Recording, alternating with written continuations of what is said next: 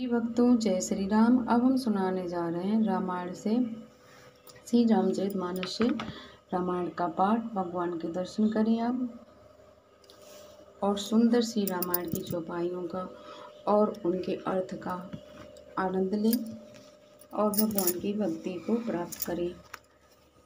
लखन सिया रामचंद्र शंकर हरि ओम। जय सिया राम।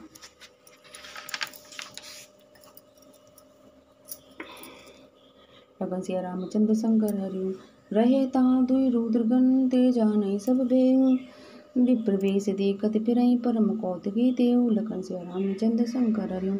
वहाँ दो शिव जी के गढ़ भी थे, वे सब भेद जानते थे और ब्राह्मण का वेश बनाकर सारी लीला देखते फिरते थे। वे भी बड़े मौजी थे।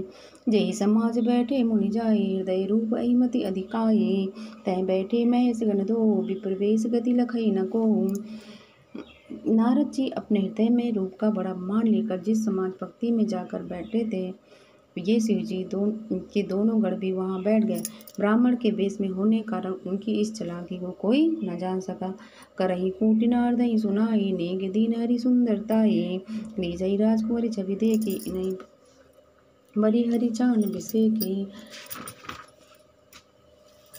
वे नारद जी को सुना कर व्यंग वचन कहने लगे। भगवान ने इनको अच्छी सुंदरता दी है, अब जो राजकुमारी है इनकी शोभा देखकर रीझ जाएगी और हरि बानर जानकर इन्हीं को खास रूप से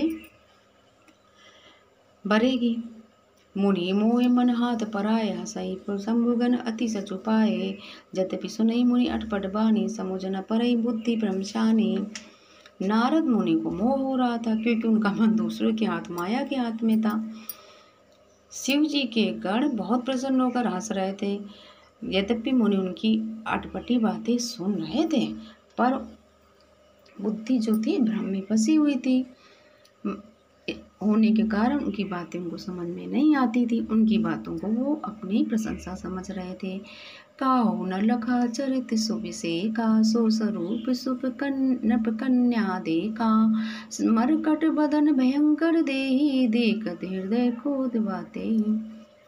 इस विशेष चरित्र को और किसी ने नहीं जाना, केवल राजकन्या ने नारद जी का वह रूप देखा। उनका बंदर समूह और भयंकर शरीर देखती कन्या के हृदय में क्रोध उत्पन्न हो गया।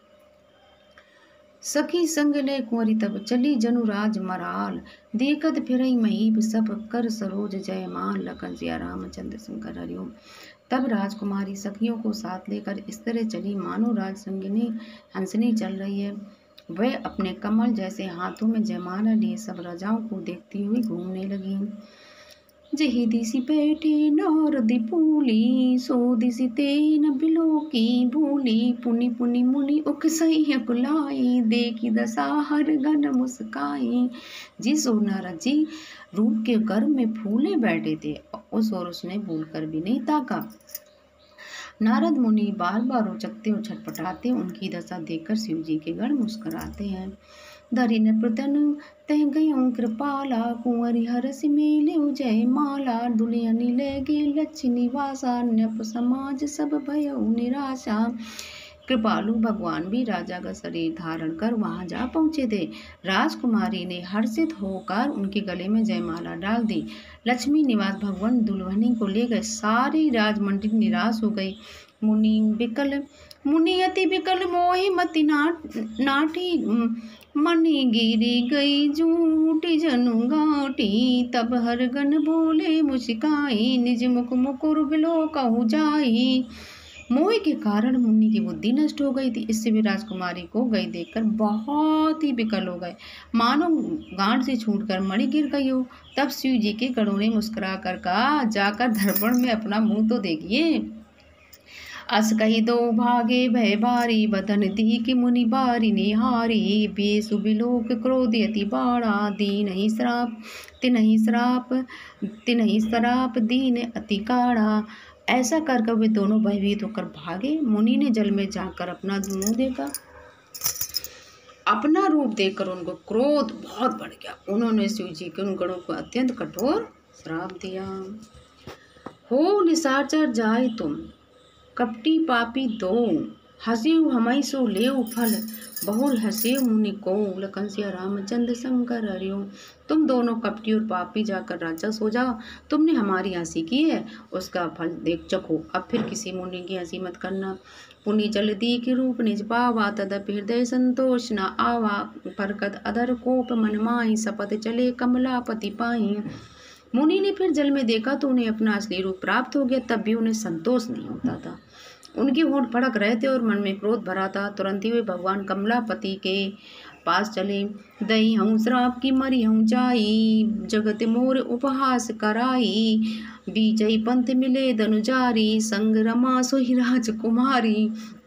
मन में सोचते जाते थे, जाकर या तो साप दे दूंगा या प्राण दे दूंगा, उन्होंने जगत में मेरी हंसी कराई है।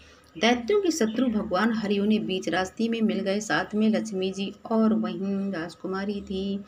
बोले मधुर बचन सुरसाई, मुनि कहे चले बिकल की नाई, सुरत बचन उपजा अति क्रोधा, माया बस न रहा मन बोधा।